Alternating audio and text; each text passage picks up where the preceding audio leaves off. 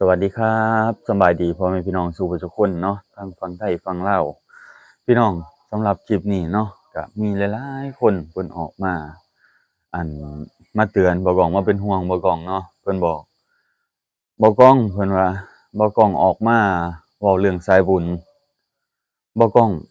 บ่ย้านบ่เพิ่นว่าจักสิว่าจั่งใดเนาะพี่น้องเรื่องราวเรื่องนี้บ่กล้องก็คือว่าบ่กล้องบ่ได้ไปพาดพิงถึงบุคคลใดบุคคลหนึ่งเนาะคือว่าจั่งซี้ คือบ่ก้องออกมาเว้า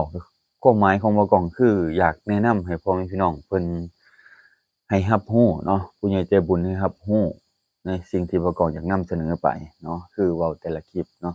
บ่แม่นว่าจะมายุแยงบ่แม่นว่าจะมาแซะผู้ใดผู้หนึ่งเนาะก็แค่เว้าเรื่องราวสายบุญที่เขาเจ้ามันบ่แม่นสายบุญอา ตั้งชื่อว่าสายบุญแต่ว่ามันมีแฝงด้วยการกลโกงหั้นนะบ่ก้องเลยอยากมาเว้าในจุดๆนี้ถึงว่าการที่ออกมาเว้ามันจะถึงฮอดชีวิตบ่ก้องบ่พี่น้องบ่ก้องขออนุญาตถามเนาะสำหรับคนที่เพิ่นมาว่าเนาะบ่ก้องก็บ่ฮู้อีหลีเรื่องราวเรื่องนี้เนาะเพราะว่าการที่เราออกมาเว้าแต่ว่าเราบ่ได้ไปพาดพิงถึงผู้นั้นผู้นี้เนาะ เขาสิมาเอาฮอดชีวิตบ่ของผัวคันว่าสิเอาอีหลีก็เอาไปซะเนาะมันก็บ่ได้อิหยังมากมายดอกคันว่าเอาอีหลีก็ได้เนาะเฮาบ่ได้ไปตบไปตีผู้ใดบ่ได้ไปสร้างเรื่องสร้างราวซี้โตว่าผู้นั้นผู้นี้เนาะเฮาก็บ่ได้ว่าจั่งซั้นเนาะพี่น้องเนาะคือแค่เฮาเว้าเปรียบเทียบว่ามันมีค่ายความจริงมันมีค่ายความจริงเว้าอิงตามความจริงที่มันเป็นมาแล้วเนาะเว้าตามนี้แม่นบ่เออ แล้วเพิ่นบอกว่าบ่ห่วงชีวิตแล้วบ่นี่ออกมาเว้าแบบนี้ออกมาเว้าเรื่องสายบุญไผสิบ่ห่วงชีวิตเนาะแต่บ่กล้องก็บ่คิดดอกว่ามันสิร้ายแรงถึงเอาชีวิตกันพู้นมันคงสิบ่แม่นติเนาะพี่น้องเนาะ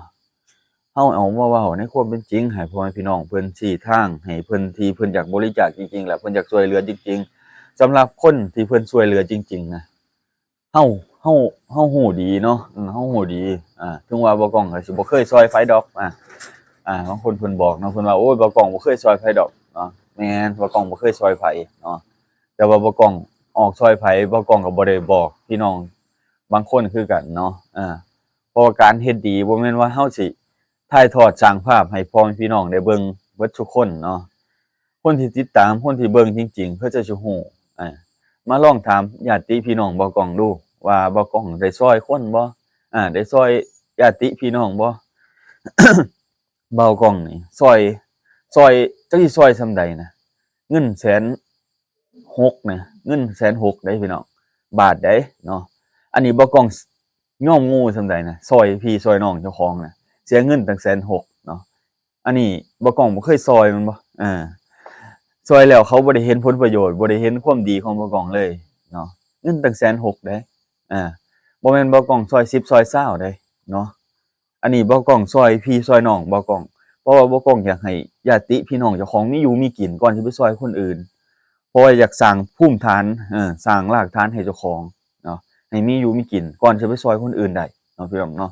เออสมมุติถ้าเราอยากไปช่วยคนอื่นเฮ็ดคือ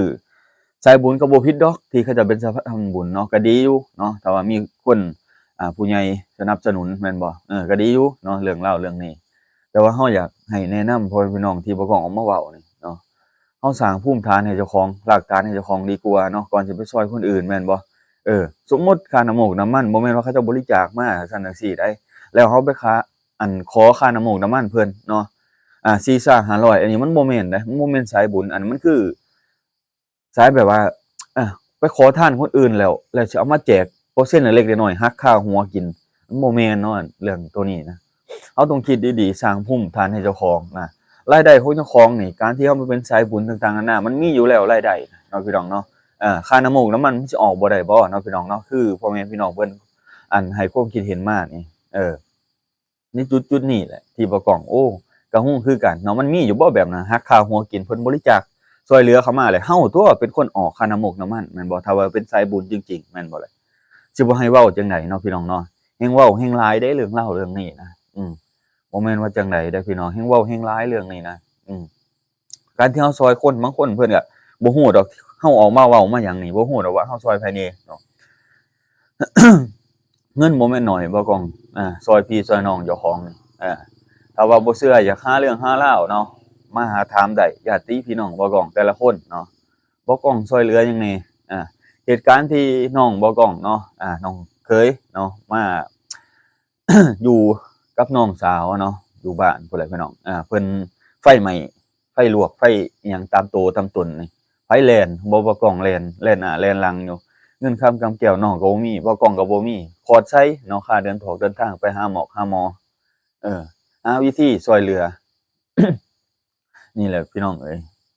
คนบางคนที่จะมาเว้าให้คนอื่นแต่บ่ฮู้เบื้องหลังเขาว่าเขา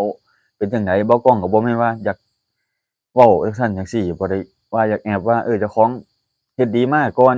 บ่แม่นเนาะพี่น้องเนาะเราก็อยากแสดงให้พ่อแม่พี่น้องเพิ่นได้ฮู้ได้เห็นในความเป็นจริงตัวตนของเราเนาะอยากสื่อสารกับเพิ่นด้วยความรู้สึกดีๆบ่แม่นว่าอยากสื่อสารกับ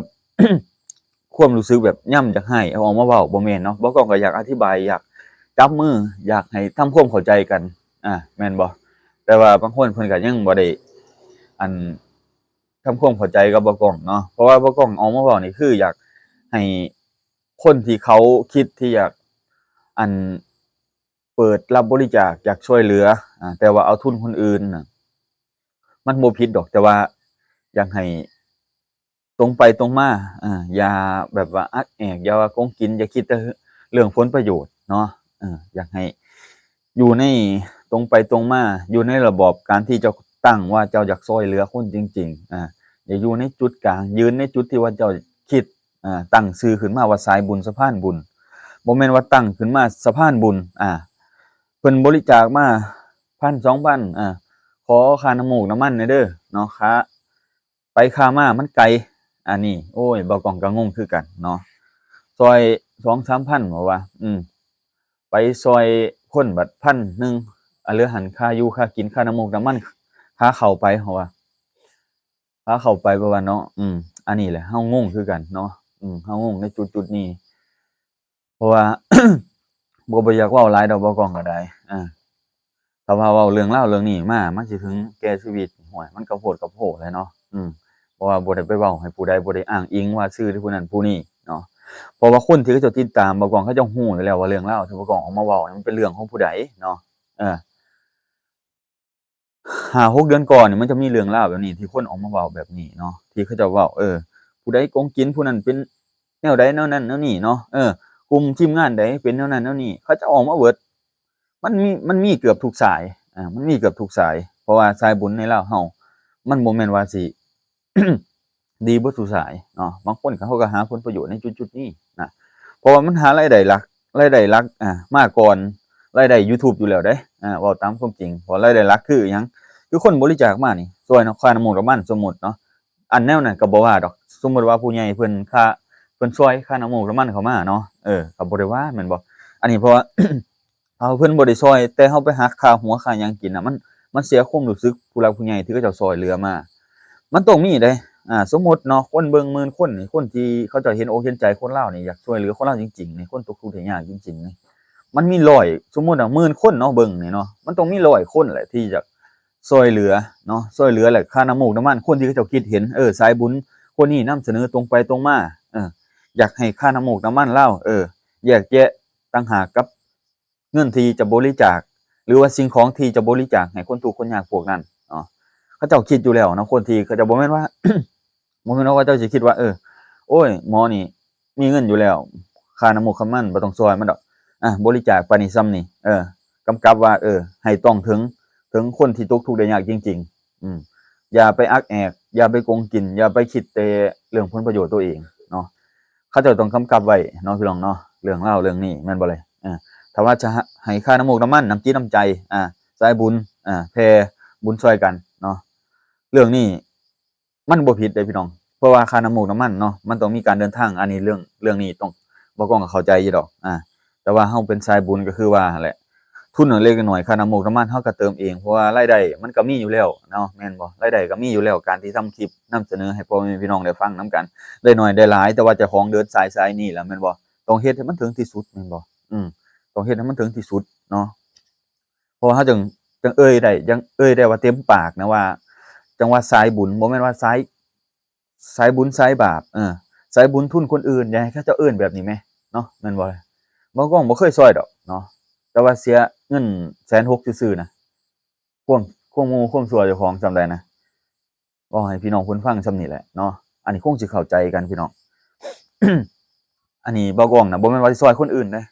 บ่ก้องช่วยญาติพี่น้องเจ้าของคนอื่นก็ช่วยคือกันแต่ว่าบ่ก้องก็บ่ได้ถ่ายทอดให้พ่อแม่พี่น้องได้เห็น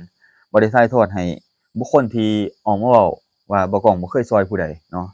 อันนี้ถ้าว่าเราบ่ได้อยู่นำกันแล้วเราบ่ฮู้ดอกเนาะบ่ได้ตามก้นบ่ได้ย่างนับตามหลังกันไปเนาะเราบ่ฮู้ว่าจิตใจของคนแต่ละคนบ่ก้องมาเว้าแนวนี้ก็บ่ฮู้ว่าจิตใจบ่ก้องเป็นแนวใดแม่นบ่จักเป็นคนดีคนชั่วเนาะบ่ก้องน่ะบ่ก้องบอกเลยบ่ก้องเป็นคนชั่วเนาะ บ่ได้เป็นคนดีขนาดนั้นไผสิเป็นอันคนดี100%เนาะบ่กล้องก็บ่แม่นคนชั่ว100%อีกนี่แหละจุดที่บ่กล้องออกมาเว้าเนาะทุกคนน่ะมันมีมุมมืดของเจ้าของเสมอเนาะอันนี้ข้อยตรงไปตรงมาอันนี้ผมตรงไปตรงมาเนาะ ข้อยบ่ยอมว่าข้อยเป็นคนชั่ว100%ข้อยก็บ่ยอมว่าข้อยเป็นคนดี100%เนาะแต่ว่าถึงวิกฤตมันจำเป็นจริงๆคนที่เขาเจ้าเข้ามาหาเราเพิ่นเดือดร้อนจริงๆอันใดที่ข้อยช่วยได้ข้อยก็ช่วยแต่ว่าบ่เดือดร้อนเจ้าของแต่ก่อนน่ะข้อยเคยคิดว่าตอนนั้นช่วยคนน่ะอาช่วยคนนะจนเดือดร้อนเจ้าของจนเดือดร้อนลูกเมียบ่มีอยู่มีกินเดะจั่งเทื่อมันเสียอกเสียใจเดะ เรื่องที่งูแรงก็คือช่วยญาติพี่น้องตัวเองนี่แหละเงินบ่แม่นน้อยพี่น้องเอ้ยเงินบ่แม่นน้อยเนาะที่ช่วยเหลือไปมันก็เหลืออกเหลือใจหลายเนาะคือจนฮอดปัจจุบันนี้ยังเหลืออกเหลือใจอยู่อาอยากขอคืนอยากขอคืนจัก4-50,000เขาก็บ่ให้เขาบ่ให้พ่อบาทเลยว่าจังซี้ซะเขายังติดต่อไปเขาก็ยังบ่ให้เนาะอันนี้คือการที่บ่ากล้องช่วยเหลือที่ให้ยืมเขาไป เขามายืมเราเนาะเขาก็ไปเฮ็ดแบบว่าไปเฮ็ดธุรกิจต่างๆนาอันนี้คือญาติพี่น้องบ่กล้องเดะเพราะว่าบ่กล้องจะช่วยเหลือญาติพี่น้องเป็นหลักอยู่แล้วเนาะเพราะว่าคนอื่นนอกเหนือบ่ากูแรงเราจั่งช่วยเพิ่นนะพี่น้องเราบ่หนักเจ้าของเราจั่งช่วยเพิ่นได้เนาะค่าอยู่ค่ากินเล็กน้อยหรือว่าเพิ่นขาดแคลนอันใดสิ่งใดสิ่งหนึ่งน่ะที่เราจะช่วยเหลือได้เราก็จั่งช่วยไปบ่แม่นเราช่วยจนเจ้าของจนบ่มีหยังเนาะบ่กล้องน่ะเคยช่วยจนบ่มีหยังอันนี้คือช่วยญาติพี่น้องตัวเองเนาะ ในจุดนี้ที่บ่ต้องมาเว้าเนาะการที่เราจะมาเว้าเรื่องสายบุญบ่แม่นว่าจะหมายถึงว่ามันต้องมาเอาฮอดชีวิตบ่แม่นเนาะพี่น้องเนาะอันไผสิมาเอาก็มาเอาซะเนาะมันก็บ่ได้มากมายมันเพราะบ้านเมืองมันมีคือมีแปรเดะเนาะมันมีกฎหมายปกป้องประชาชนของแต่ละประเทศเดะเนาะบ่แม่นว่าสิออกมาเว้าจังซั่นจังซี้เนาะบ่หมอนี่บ่เป็นห่วงชีวิตเจ้าของล่ะบ่ไผบ่เป็นห่วงชีวิตเจ้าของลูกเมียก็มีแม่นบ่แหละก็คิดใส่ใจหมู่ใจโตแหล้วเฮาบ่แม่นเด็กน้อยแหล้วหมอนี่ เนาะก่อนสิมาเว้าให้คนอื่นเนาะ เอาก่อนที่จะเอาเว้าเราก็มาคิดอยู่แล้วเนาะว่ามันเป็นแนวใดแม่นบ่การที่เราออกมาเว้าแม่นบ่มันก็ตรงไปตรงมาเพราะว่ามันเพราะว่าค่ายนี่มันก็ต้องตรวจอยู่แล้วว่าเงินค่ำกำแก้วมันไหลเข้าในบัญชีนี่เขาจะเอาไปค่าใช้จ่ายหยังมันมีบิลอิหยังแหน่มันคือบ่ได้รายงานออกมาให้พ่อแม่พี่น้องได้ฟังได้เบิ่งซะแม่นบ่แม่นว่า หมอสิไปเอาแต่ใจผู้ใหญ่ใจดีที่เขาเจ้าช่วยเหลือแล้วคนที่บริจาค10จาก5นี่เด้คือบ่อยากนำเสนอให้เพิ่นเบิ่งซะแม่นบ่เลยในจุดๆนี้ผู้ใดก็คล่องคาผู้ใดก็อยากรู้คือกันแม่นบ่นี่แหละเหตุนี้เป็นเหตุที่แบบบ่ปานใดเนาะพี่น้องเนาะเอ้าประมาณนี้แหละพี่น้องขอบใจหลายๆพ่อแม่พี่น้องที่ให้การติดตามรับชมเนาะทั้งฝั่งไทยทั้งลาวเนาะบางคนเพิ่นแนะนำบ่กล้องเนาะจับมือเว้ากันดีกว่าเพิ่นว่าบ่กล้อง เว้าจั่งซี้ซะเนาะบ่กล้องก็บ่ได้ไปแซะไปหยังดอกพี่น้องเอ้ยเพราะว่าบ่กล้องก็หมายความหมายบ่กล้องที่ออกมาเว้านี่คืออยากชี้ช่องทางให้พ่อแม่พี่น้องเพิ่นได้ช่วยเหลือคนลาวที่ตกทุกข์ได้ยากจริงๆกับคนที่เขาเจ้าตรงไปตรงมาที่มีจิตใจอยากช่วยคนลาวเช่นคือช่องลุงแม็กนะเลาช่วยคนลาวจริงๆด้วยจิตใจจริงๆทุนแต่ละบาทแต่ละสตางค์สิ่งที่เลาช่วยเหลือได้เลาช่วยเลยเนาะพี่น้องเนาะคือทุนตัวเองแล้วเราบ่เคยรับบริจาคบ่เคยเปิดรับบริจาคเลยนะ นอกจากเหลือจริงๆเหลือจะปฏิเสธจริงๆจากผู้หลักผู้ใหญ่ที่เขาเจ้าจากซอยเหลือเขามาจริงๆเนาะอันนั้นคือสิ่งที่ลุงแม็กเราปฏิเสธบ่ได้เนาะพี่น้องคงสิเข้าใจแม่นบ่นี่แหละสิ่งที่เบากล้องเห็นก็ได้เนาะพี่น้องเนาะเอาประมาณนี้เด้อพี่น้องเด้อขอบคุณหลายๆพี่น้องเอ้ยติดตามรับชมเบากล้องให้กำลังใจเบากล้องเนาะฝากสนับสนุนนำในเด้อพี่น้องเด้อ ขอบใจหลายๆเด้อ